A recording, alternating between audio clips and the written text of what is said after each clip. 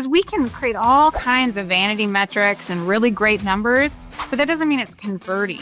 And oftentimes the reason why your marketing isn't converting is because there is a break in the story. And so as they're moving through the funnel and they're moving from, say, your ad platform, to your website, something gets lost in translation. It doesn't have enough resonance. It doesn't have enough, it doesn't speak enough to them and their humanness. And as we're dealing with, essentially higher levels of intelligence in the tech, we're going to have to start to kind of figure out how to speak to each other and how to connect with each other again. Welcome to the Venue RX. On this show, we document and share best practices around owning, operating, and managing world-class wedding venues.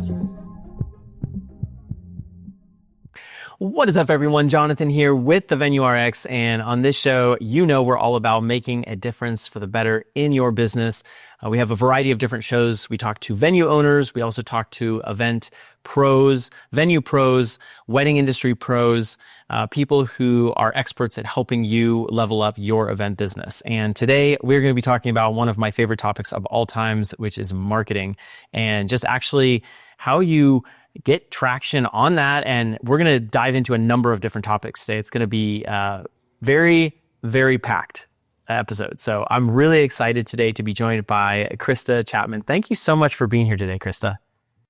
Yes. No, thank you for having me. I'm looking forward to this conversation as well. So marketing is one of my favorite things too. Cool. Excellent. Well, we're going to get right into it. Your company, Path and Compass, would you actually, I want to ask you this. Would you just define yourself as a marketing agency? I feel like you do more than that, but would you kind of call yourself a marketing agency? Well, for the SEO terms, we do use the word digital marketing agency. I think that's a more familiar term, but I really see us as a trusted partner and a resource to event vendors to really help walk them through and set up the digital footprint of their business. Be there as a person that understands the tech, that makes it less scary, and can, set your business up in a way that you can automate a lot of that stuff and be really intentional about it.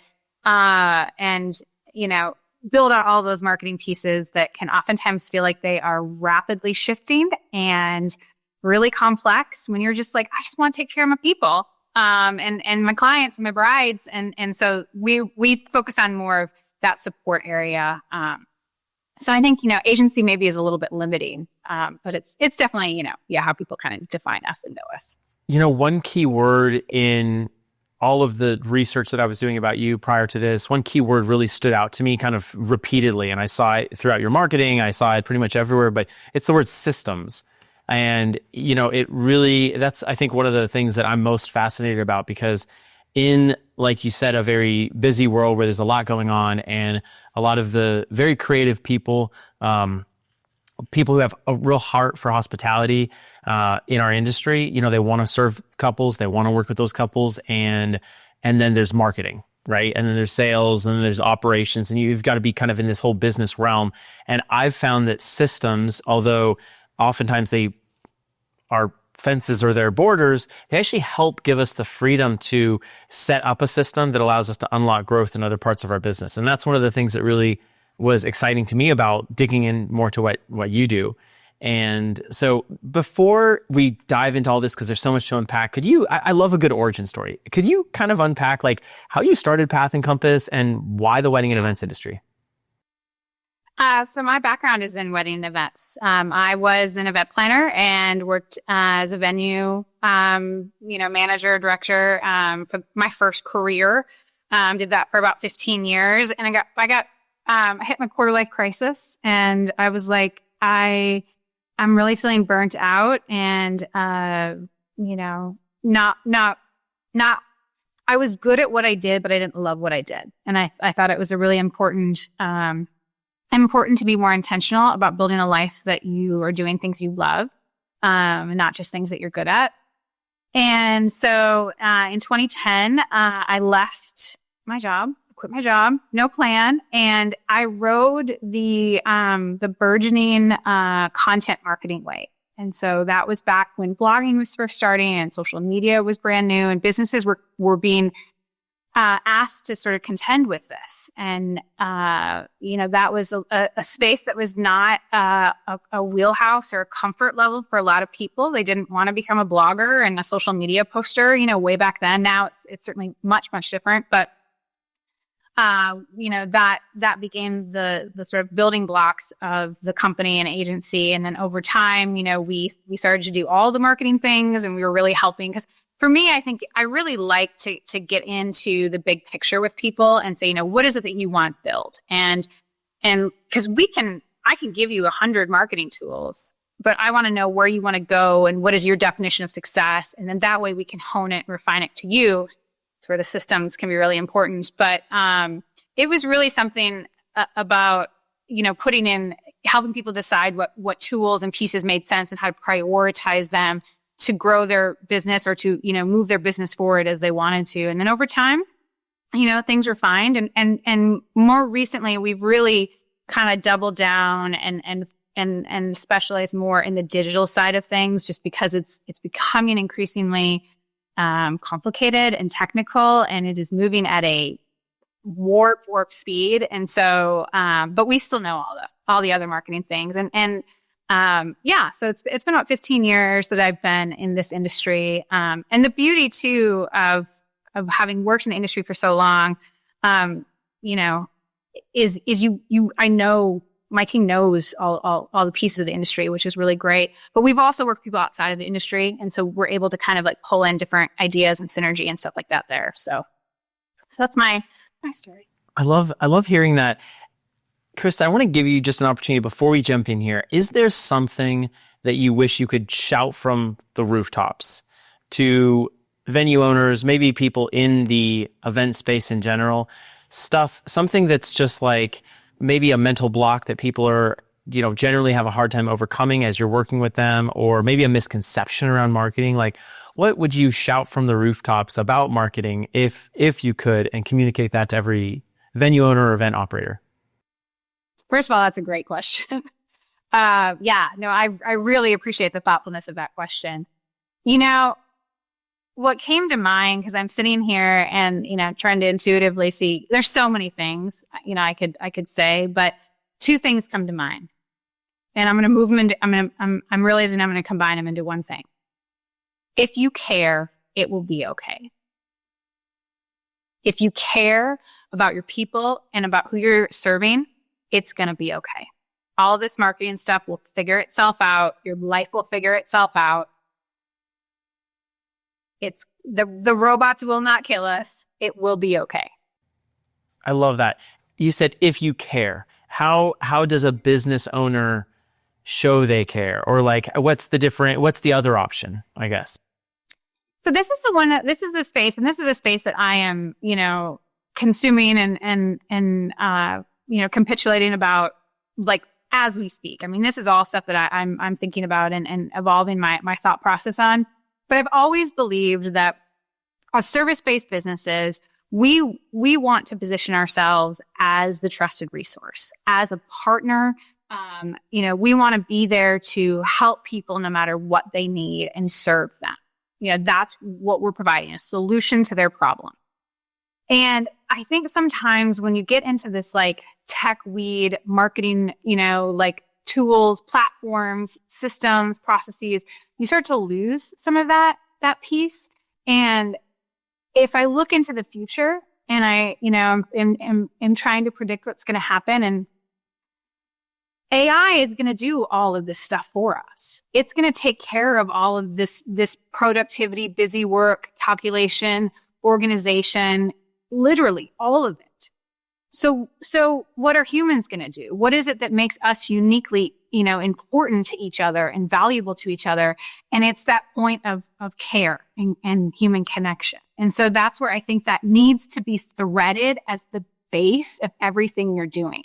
And if you're building a business or you're trying to scale so that you can like cash out and you don't really care about the people that you're serving or the way that you're impacting their lives or the problem you are solving, it's going to get hard for you from where I sit, because you're going to be competing against AI agents that have intelligence levels that you can't even comprehend. And so that's where the more and more that I chew on this and think about this, I just see that the way that we are going to be valuable and relevant to each other as humans is through caring about each other, and really investing in that and making that the foundation of our businesses. And the beautiful thing about this is, as venues and as people in the wedding industry, we are hyper local businesses. We are in small regional communities that take care of that space.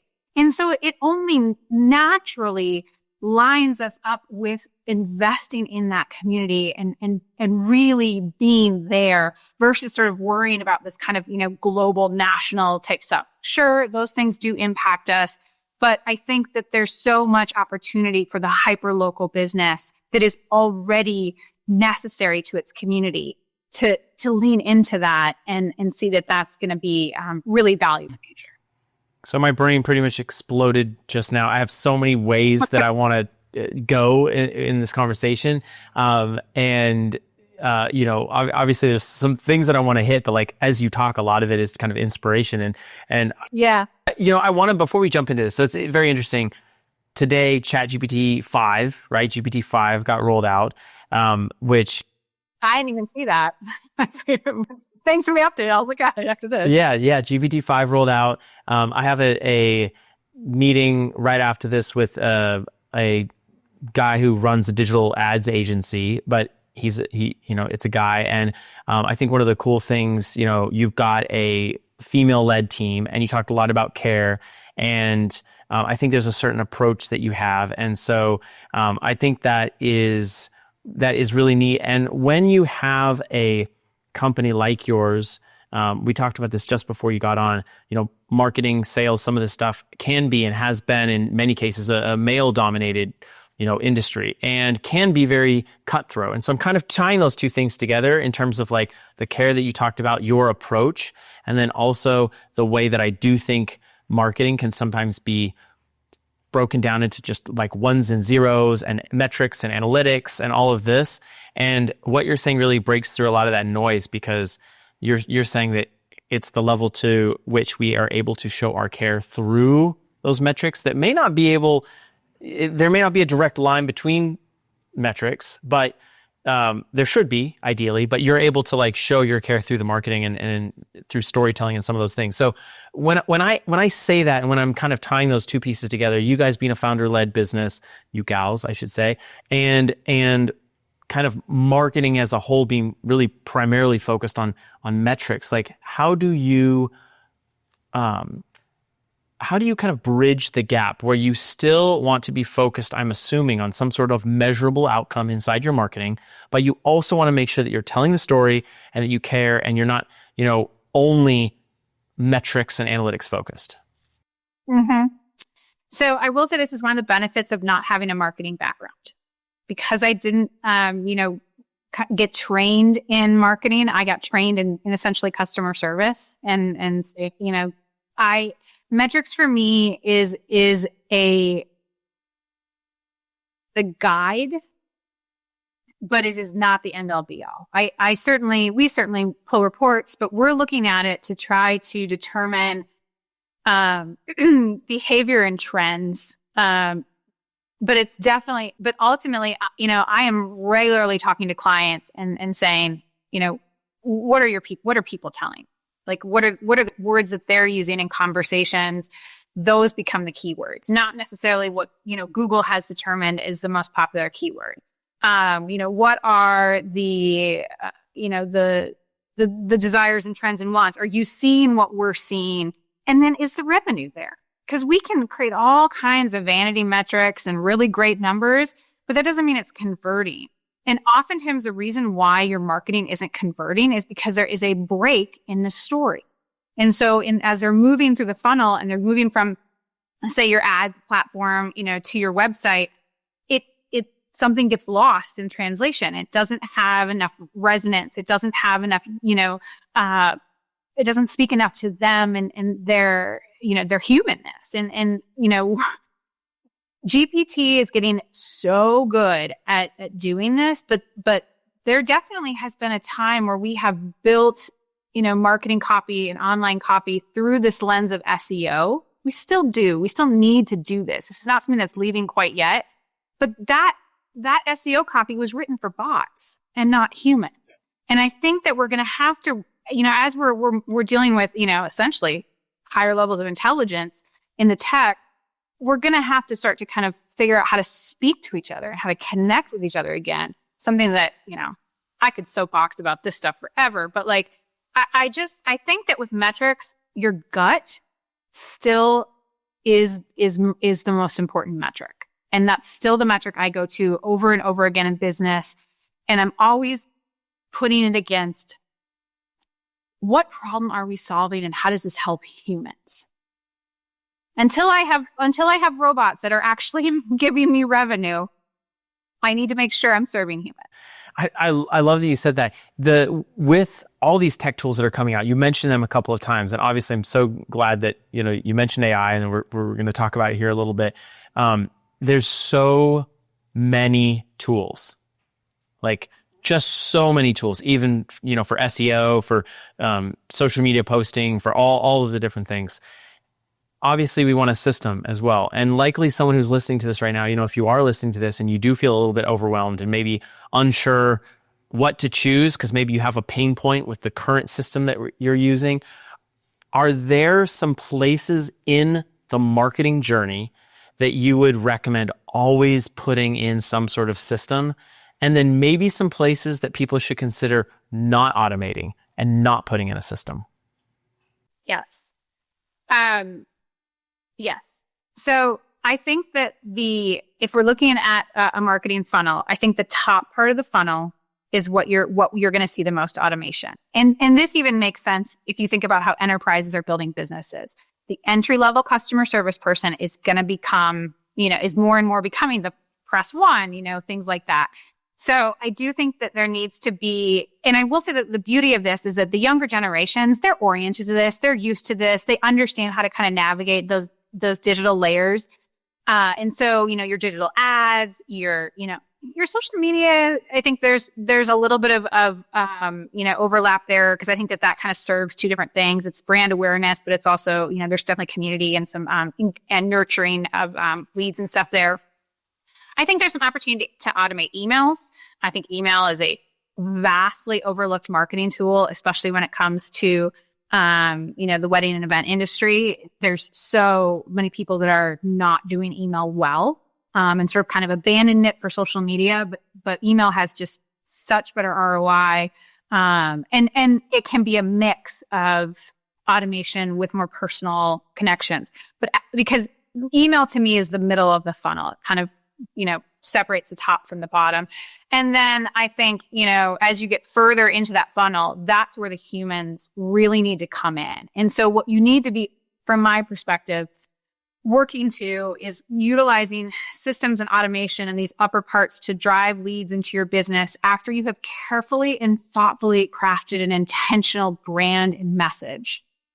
And then once people get into your funnel further, you're supporting your staff with the different, productivity tools and things like that, so that their focus and time and effort can be on, client care and all the service and things that are around that. I think that that's the kind of blend that is going to really benefit businesses right now. So I would say, and there's other things too in regards to like the tech stack that you can look at. There's definitely lead magnets and, inquiry forms and things like that. Again, those to me are kind of those upper level spaces, but is there an opportunity for you then to bring a human in at some point to just, make it a little bit more personalized, or, a little bit more of a touch point from that connection point. I've been telling my team that we need to use AI to become superhuman rather than allowing it to kind of like replace us, because I'm concerned that we might get the agree about that. Okay, well I'd love to unpack that. I guess my and maybe even I said it wrong, so I'd be curious to kind of hear where you're coming from, but yeah, I almost feel like we can, and I actually want to double click on what you said with the intentional brand message. it's easy to use some of these AI tools, of course, ChatGPT being one of, Yep. to kind of say, hey, help me craft an intentional brand message. And what we get is this kind of generic, maybe not so intentional message. And then we're wondering why we're having fewer conversions. We're wondering why, our lead funnel is not filled. And so, how would you recommend we use AI within our marketing framework? So we actually have some content about this coming out because we've been exploring this in our own company and how we're using stuff. But yeah, it's really easy. I think, humans are innately lazy, and if we can phone it in, we will. And so there's definitely a desire to be like, just write that blog post for me and do all my social media content. And it becomes really, really same really fast. So I do think that, really taking the time, especially with your core brand and website to make those more intentional and thoughtful, is super important. The ways that we're using AI with our clients is more from a brainstorming space. So, what are some of the different trending topics? What are, the things that we're seeing? What are different ideas, with event trends? I know that right now, what are the color trends? What are they? Oh, they're on, tables are all kind of a trend right now, and how we're doing different size tables and shapes and things like that. And, and so it kind of gives us a sort of larger pool to start from. And that's oftentimes where we'll start and use it. And then on the editing side, how can we say this more succinctly? How can we say this? And that's where you have to be really careful, because if you let it do too much, it will start to lose your voice. But I also think it's important that as we're in this sort of transition period, there still is content that you're creating that is more for a bot. Your blog post is still more SEO bot oriented than, say, your social media or your email. Those are where you definitely need to be a lot more personalized, a lot more human. And sort of remembering that that's how we're approaching things. But, I think we also just really use AI from a more operational standpoint. And is there ways that, it can speed things up or I use a lot for like research, or I really see it, especially, and this is where I see, our clients and our prospects are using it, is it's essentially a search assistant, because it's so much, you can get so much more detailed with an AI tool, or like Perplexity or ChatGPT. And, you put in a prompt, but you can be like, let me take it further. Let me take it further. And so it will keep filtering and for you in ways that Google and other search can't. And so that's where I think that can be really helpful, if you're trying to kind of work through problems or issues in your business. And so those are some of the different ways that we use it. But we definitely have a lot more content on that coming out. So our website will be a great space to keep up with all that. Amazing. And we're going to have your website linked, links to everything that you're working on, and just ways that folks can get in touch with you. So that will be in the description of everywhere where we are. I'm curious. I'm not sure if in fact, I'm sure I didn't, but I've been using this term with my team, like generative engine optimization. Some people, I've heard like dark socials have been thrown around, like some of this different stuff and now we're not just seeing, if we search something before, Google would give us a bunch of search results. Now we're seeing kind of like a curated from the web with links, summary of this is what generally people are saying. And we're starting to see AI summaries in a lot of different productivity tools, email, a number of different things across multiple platforms. And so I'm curious where from like a professional marketer standpoint, how do you see SEO changing? And is it still relevant? And I've been saying generative engine optimization. I don't know if that's even a real thing, but like, I'm calling it the new frontier of SEO. Where do you think that SEO is going? Is it going away? How is it changing? And then how do we prepare ourselves to be able to rank for some of these like summary searches that people are looking at? Yeah, very good question. So as of today, it is still important. SEO is still a space that you want to be investing in and making sure that all of your content, your website is all really well optimized. So you definitely want to be doing that. SEO, though, is expanding, and you need to be thoughtful of how AI is searching, because people are going to be starting to use and already using, both. I think there was a survey that came out that said something like 20% of couples are using AI in their, search for, weddings. And I think that's vastly underreported. But the way that we're looking at, because I mean, the information about SEO in the past has been a lot of like the rules of Google. So, here are the keywords, here's the structure, here's the length of post, et cetera, all the different kind of metrics you can sort of check off. AI is a lot more about conversations and a lot more about what are human interactions. And so that's where it's going into Reddit. It's going into, your reviews. Those are going to become extremely important. Social media and things like that, and seeing where people are talking about you. And then that's where it's pulling that. Images, also really important and really poorly optimized by a lot of clients. A lot of times they're, especially party rental companies that have huge inventories, and they haven't optimized any of the images in those catalog.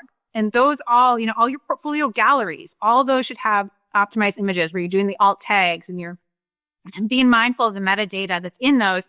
That does include the keywords and think more unique keywords, not wedding venue in Atlanta or something, that's generalized like that. But, the things that really make your venue or your service really unique, if you overlook a beautiful lake, or if you have, there's a certain like vibe or aesthetic, that's the kind of stuff that you want to be putting into those different types of keywords. And you want to be writing it in a more conversational tone. So it isn't quite so, professional and SEO kind of keyword, orderly. It's a lot more like vernacular, like speech vernacular. And so being thoughtful of that. One thing that, we're trying to do is incorporate in, blog content is, like Q&As and FAQs, because that creates a natural conversation, within the text of a post. And so, those are kind of the key areas where I see that the AI is, is pulling from, search-wise. So yeah, there is an element of kind of it scraping conversations and things like that. And certainly, you can't control how people are talking about your venue and things like that. I think there are ways that you can look at, being this maybe goes back to that community point, about, not being so hyper-focused on private events. Are there ways that you can have community gatherings or, other event types there that would maybe create a little bit more conversation around, your venue, or your services, online? I think those are ways that you can kind of, build that into, but yeah, so that's how I see it changing. And again, we're in a bridge area here. And I think, if you would have asked me a month ago, I'm like, yeah, we got another, year. And as every day moves forward, I'm like, maybe 3 months, so I give you this advice right now. And I think that it's going to change so rapidly in the next 12 months that this might be totally antiquated, what I'm saying in 6 months. And that's why I think it's really important that you are finding, partners and resources and people that can like help kind of walk you through this and be there as like, it's like, imagine if the tax law was completely overhauled, you would want a CPA to like kind of help you keep up with all of it. And I kind of think that's what's happening when it comes to the tech side of marketing and just the tech side of business.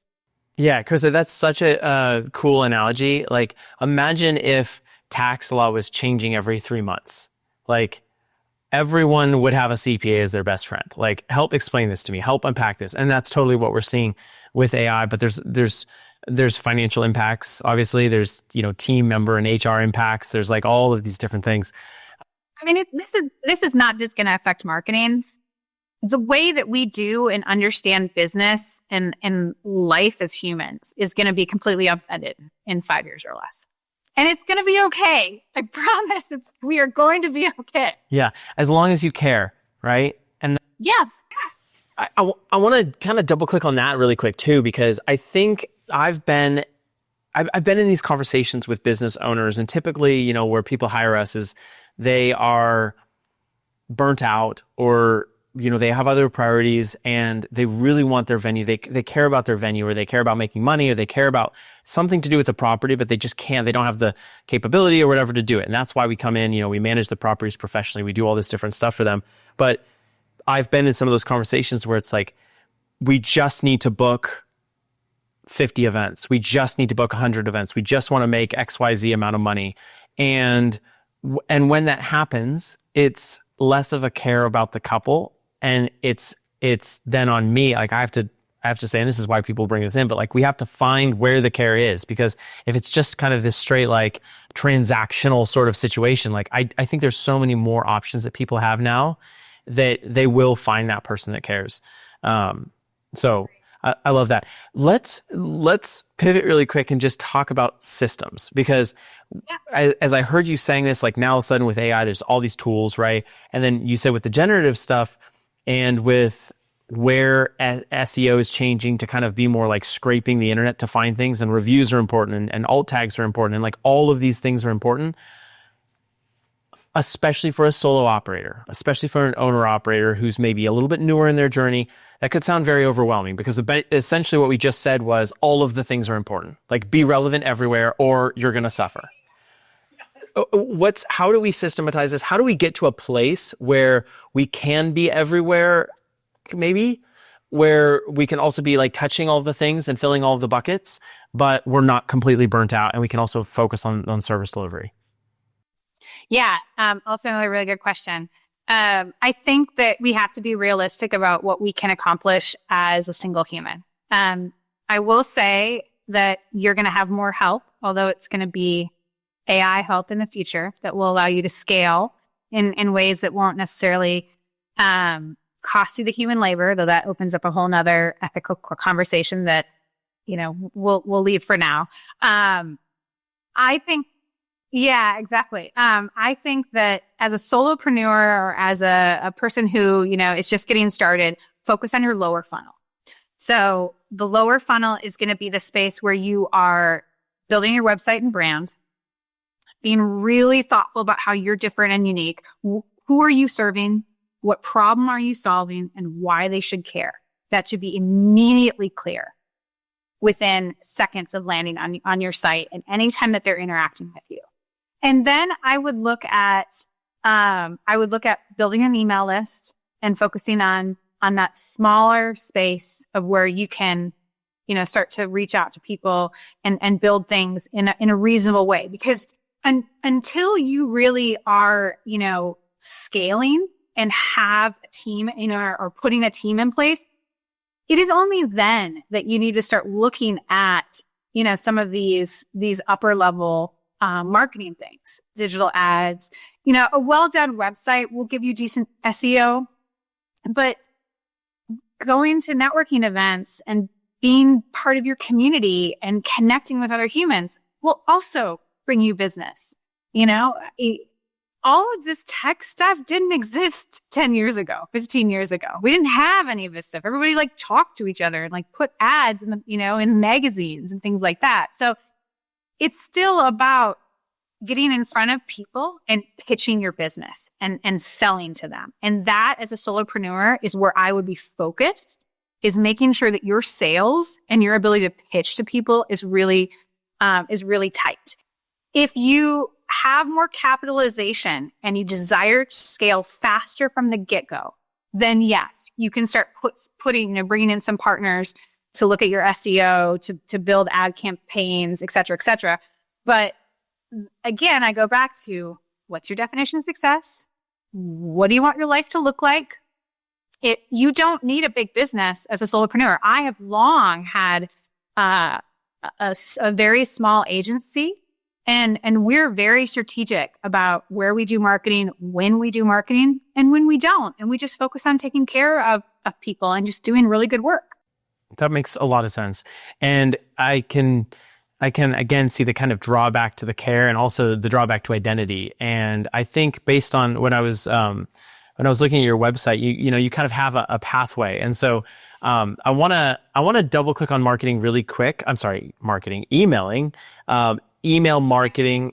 I want to ask you a question about that, but I want to play a game before we end this episode. And so I'm just going to tell you kind of some of the rules of the game, and this is going to be hyper specific, but I think you're the perfect person to play this with. I think this will help everyone. So here's how it's going to go. I'm going to give you an amount of leads, and I'm going to kind of create this like little fictitious marketing world. And I'm curious where your brain goes to and the questions that you would ask me as a marketing professional to kind of figure out what the problem is in a business or how to achieve success given the parameters that I provide. So no trick questions or anything like that, I promise. Okay, we'll try it. Yeah, let's go for it. I think it'll be helpful. We'll talk about email in first, but I want to just kind of tee you up for that because I think there's someone out there right now who's maybe looking at their leads pipeline and they've got 200 leads coming in. They've got, 2 tours happening in the month. They're wondering what's going on and they don't know where to start looking. So it's very intentional to kind of help everyone strategically think about what's happening inside their marketing. First, before we go there though, let's talk email. Email strategy, email campaign. Is this an email newsletter like subscribe, that little button on the bottom that every website builder comes with that says subscribe to our newsletter and then you just send them stuff? Like help unpack that for us. So it needs to be more thoughtful than just stuff because you are being invited into a very intimate space and, in someone's life. And so you want to send them things that they would care to be, look at. But I think one of the mistakes that a lot of people make is they put a lot of emphasis and energy into social media. And social media is great, but social media is constantly changing and people are, just scrolling. And, a lot of people are leaving social media because it feels so toxic and just I'm so over it and things like that. And so email, I think is a space where you own your email list, and that's something that makes it much more valuable. You control when you can contact people. I like email newsletters if you're just getting started, but I think that, it's about being a little more creative with the content that you're sending and maybe the schedule at which you're sending it at. It doesn't have to be every month. It could be every other month. You could send 2 short emails a month. It just sort of depends on your list. I really like segmenting your list into different types of, you have corporate clients versus wedding clients. You're sending them different content. I will usually do a welcome series or some sort of an onboarding series. When someone subscribes, they get a few emails kind of dripped out that introduces who you are, what makes you, truly unique, your philosophy, and different, and having a call to action. I do think it can be helpful to have some sort of a lead magnet, or some sort of a gatekeep. For venues, a lot of times that's like get our pricing guide, get our schedule, our availability schedule, things like that. But I think if you can make it a little bit more valuable, and something that's maybe about like find out if our venue is the right fit or what style, event are you planning? There's a lot of opportunity with AI right now to build lead magnets that feel interactive and, can be much more personalized, so that they're not just like, just give us your email because we want it. I think you have to, but I do think that even the leads that you're getting who are just, inquiring about general information, getting their permission, through that lead form to add them to your list and then sending them actual, useful, interesting, beautiful content, I think really helps. Because keep in mind, they have probably sent, after they've spent a stupid amount of hours researching every single person, they've now spent a bunch of inquiries to a bunch of different people to get their pricing guides or their information. And it's whoever's going to take care of them and nurture that. And that's what email can do really well, much more so than social media, where you don't know if they're seeing you or scrolling, just because of how the volume you're competing against. So that's why I really like it. And I think that, it's the ROI is just so much better from what we see. Yeah. I like that you mentioned you can see, you kind of have more analytics. Obviously with Instagram and with TikTok and whatever, you have some analytics that you can look at and you can see impressions and things like that, but there's a total difference in impressions versus an open rate. And then especially a more interactive newsletter that there's maybe additional call to actions or additional ways to gauge interest and interaction with that email, gives you more information on how warm of an audience you're talking to. Well, then they had to have been a little bit warmer if they have given you their email list. It's a lot bigger deal for me to give you my email list and stay on your list than it is to just follow you on social media. Totally. Have you seen a difference or a change in on how people view their email now that phone has been, because like for a while it was like, don't use your phone. People weren't really doing text marketing. Now text marketing, I mean, every digital marketer is like, give me your phone number and I'll send you a 10% code so that you can use it, and like people are using text quite a bit more than email. And it was like before, email was a little bit more safeguarded and then no one ever asked for phone. Now we've evolved past there. So how do you see those two things have changed, and maybe how can pros use either asking for text or you asking for an email a little bit more effectively? I think you need to be thoughtful about what generation you're trying to talk to. Gen Z will give you their text, no problem. Most millennials, especially the ones that are younger, I, as an elder millennial, never want you to text me. And I will send you to my email every single time because it's easier for me to keep track of stuff. I'm, old and fuddy-duddy and like my laptop and whatever. But so I think, again, this goes back to who are you serving and who is your audience that you're trying to reach? And we're not only are we in a complicated time tech-wise and how that's changing, we also have like 5 generations that do it all totally differently. And that, forces you to kind of like understand who is your key demographic and speak to them how they prefer to be spoken to. And that might be text more than, emails, or it might be a combination of both. There's lots and lots of tools that you can drip out, touch points, through kind of toggling between the two. If you're brand new, let's say you're just building a venue, and you don't really have an idea yet of like who your target audience is. Maybe you just kind of assume like, someone who's getting married is going to be 24 to 30. And so my client is female, they're 24 to 30. Like, is that where we should kind of start and then read the data from there and kind of extrapolate? Or is there a little bit more intelligent and intentional way to define kind of that first avatar? I think if you have to do some testing, it depends on your market. It depends on, and it also kind of depends on who you want to serve, I would probably, if you don't have, until you have more data on like your true client avatar, I think you can create a, who you like to work with best, what their characteristics are and their personality types are. And kind of adjust accordingly. There's definitely people who I find I mesh with better. And so we try to kind of orient the marketing to bring in those people. But until then, I would look at the event type. And so if you're, talking to a wedding, or you're talking to a corporate, or you're talking to like a social event or whatever, and kind of imagine the type of people that you would be interacting with there. And really get out in your community and meet the people that are making decisions and booking the venues and things like that. I think there's a lot of collaboration in this industry, which is really amazing. And, when people do start new things, I think, get involved in your industry groups and have conversations with your frienders, I think there's a lot of opportunity there to kind of get a vibe on what that market is like and where you should be focusing and how people can potentially collaborate, and work together. I realize we're running out of time to talk about all of the things, which is so fun. But, I love that you say kind of like showing people and like identifying that, and maybe even working with people that or you can relate to. I know I've had guests on the show that are in the luxury market, and they've said from a number of different people, you have to understand what that luxury buyer, and so the tips that have been given are kind of like, try to just go to those restaurants that they're hanging out with, go to those shopping experiences, like kind of understand the vibe so that you can understand a little bit more of where they're at.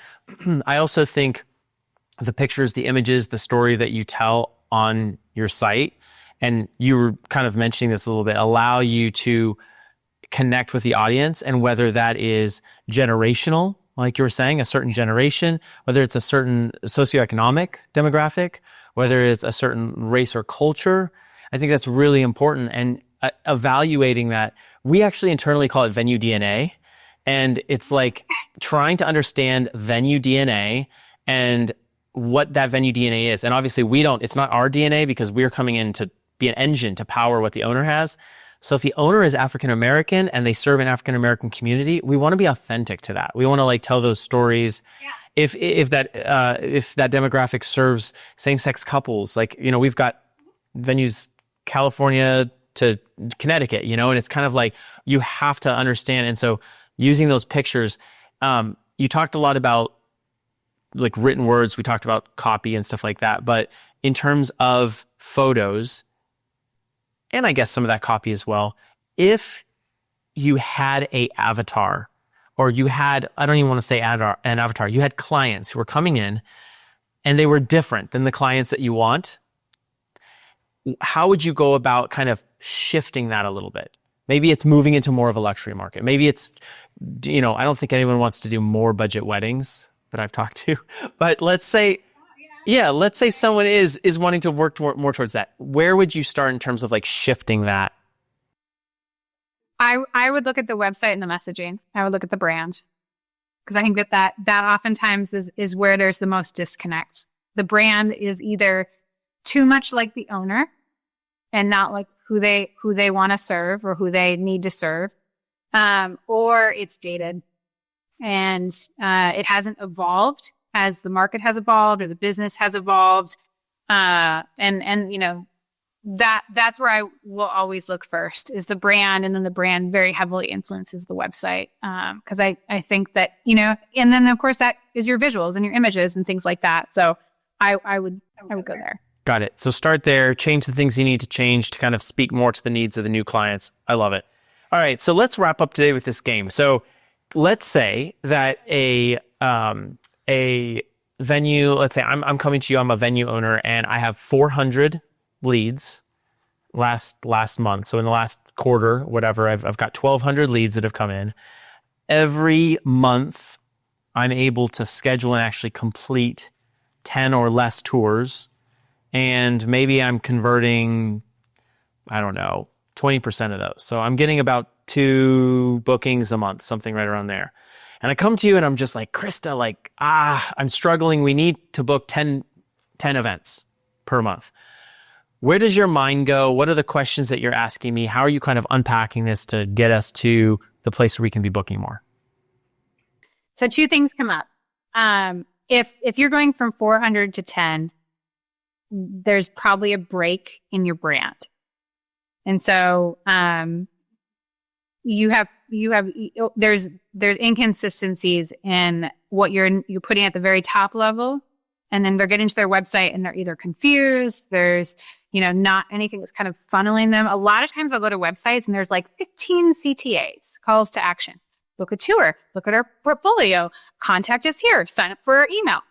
1 CTA. 1. So give them a very easy mapped plan of where you want them to go that encourages them to do the thing you want. So if tours is what you want, that's the CTA of. And that's what I'd be looking to diagnose, is like, why is there a break in a fall there? And then I'd also look at your follow-up process and what's going on with your sales team. Are they really following up people?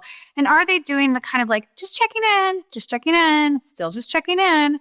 Nobody's responding to that anymore. You really need to create much more personalized, was thinking, if you've gotten an inquiry form and you've got a little bit of details about their event, you need to then be speaking specifically to their event and say, wanted to share this, recent gallery, or we just, did this here. I think this would be really great, based on what you shared here. This is, I think, would be a really cool idea. And so that it shows that you're going to be more, you're going to care more than the average person who's just checking in. So, and as venue managers and owners, we need to make sure that we are supporting our sales teams to do that, and not just saying go forth and sell. A lot of these people, young people, they don't know how to do that. So that's the 2 things I would be looking at. I would want to look at the CTA and the flow and kind of funnel of your website and where that's potentially breaking and people are you're getting lost. And then I would want to look at the sales follow-up and sales process. So then let's take it to the next level. If you, let's say, got it, amazing, Krista, huge advice, this is great. We fixed some things, and maybe now we have 200 leads that come in. So now our leads have pared down. Our leads have been divided in half because maybe we're more intentional, right? We're only book a tour. Instead of being all over the place, we're just tour. So we only get the people that are hypothetically interested in a tour. Now we have 200 people. But we've been able to bump that up. So we're getting to 20 to 30 tours per month. And so we feel a little bit better about that, but we're still only booking, 2 to 3 bookings every single month. What things are you looking at? I'm looking at sales, entirely sales. What's going on with the conversions? How are people pitching? What's the language they're using? I might also look at your pricing, but I feel like that probably would have, bumped people much further up, because pricing is something that I think you have to be a lot more, transparent about. So yeah, I want to know what's going on with the sales team. If you're not, because that is a conversion, a close break at that point. The tours to actual bookings. Yeah. Amazing. If you're getting more qualified people are coming and looking at the venue, and then nobody's booking, then there's a few things I think that can be really problematic in this industry. And that's if there's any smell of desperation, which sometimes can happen, that I think repels a lot of people. So if you're really careful about that, I think, sloppy sales, or just not being direct about stuff, not dealing with objections well, and really kind of honing in, a thoughtful, and compassionate sales approach, because you do want, these are humans, your content. You're not just trying to buy this car. So but that's where it would go, is 100% your sales. Amazing. Last scenario here. Let's say that we, in that same thing, we went from 400, but now we've almost refined it too tightly. So we have that same thing, but now instead of 400 leads, we have 100 leads, or maybe even slightly less than 100 leads. And we have maybe 10 tours. So we're converting 10%, and we're, again, at that same booking level, and we want to book more. Where's your mind going? Are you still focused on the tour conversions, or what are you thinking now? So I think that's still a thing, because you want to get a conversion rate higher than 20%. So that still is a space where I think there still needs to be some sales training. But if your leads have dropped off to the point where you're like, we're not getting enough, pool, because obviously now your tours have also dropped. I would look at, you can go fast or you can go slow. You can go fast with digital ads, and it's going to cost you more money, but you're going to get a lot more leads, and you're going to get them pretty immediately. Or you can go slow by building SEO and blog content, and kind of working up over time, which can be, you just have to determine what makes sense for you and where you're at. But I would be looking to expand that upper funnel brand awareness piece, and dumping some energy into that space. Social media also, I think, could help there too. But that kind of rolls a little bit into brand awareness. Amazing. That part at the end, it reminded me of a sign that I saw in a barbershop one time. It's like, you can only pick two, and it was fast and cheap and easy, or something like that. Fast, cheap, good. Pick two. There we go. Fast, cheap, good. Yep. I love it. Krista, thank you so much. This has been fantastic. It's been wonderful to connect and just learn more about what you guys do, and also how you think about marketing. If folks want to connect directly with you and hire you, or just even have a further conversation about what you do for people, what is the best way to connect with you? Well, thank you. I really appreciated this. I always love thoughtful conversations. So this has been really great. So you can find us at packandcompass.com, all spelled out. That's our website. My team interacts on the gram. So if you would like to, kind of stay in touch regarding tips and all the different marketing, tools and tactics we recommend, send for email list, or check out our Instagram. But if you want to talk to me, email is the best way to talk to me. And you can definitely reach out to us through the website. And I'm happy to, I am not a ivory tower CEO or anything like that. So, absolutely, I'm happy to talk to people and connect with them, and, just learn more about your business, and, what your talk shop about marketing or existential AI conversations. I'm always happy to have them. I love it. Well, it's changing by the day. So definitely a good thing to do. Don't text Krista, email, note to self. There we go. Yeah. Good deal. Awesome. Thank you so much, Krista. This has been a lot of fun. Thank you.